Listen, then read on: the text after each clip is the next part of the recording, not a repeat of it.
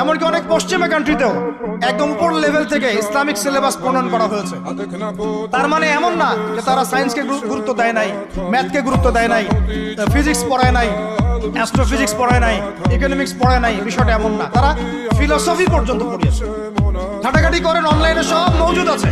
এমন শিক্ষানীতি প্রণয়ন করা সম্ভব, একদম প্লে থেকে নিয়ে মাস্টার্স পর্যন্ত। আমার ছেলে ইমামতিও করবে, এদিকে বিমানও উড়াবে ইনশাআল্লাহ। আমার মেয়ে ডাক্তারও হবে, এদিকে দেখবেন হাফেজাও হবে ইনশাআল্লাহ।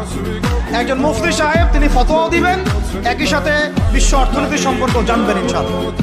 একজন আর্মি অফিসার, তিনি যেমন সামরিক ক্ষেত্রে লিডার হবেন, তেমনি দেখবেন ফিকহের কিতাব মোতায়েনা করে ফতোয়া দিতে পারছেন ইনশাআল্লাহ। এই যুগটা এটা কোনো মানে স্বপ্নের যুগ নয়, এই যুগটা ছিল এক সময়। বেশি দিন দূরে যেতে হবে না, আপনি 200, 300, 400 বছর পিছনে যান, দেখবেন মুসলমানরা এমন সোনালী যুগ পার করে আসছে।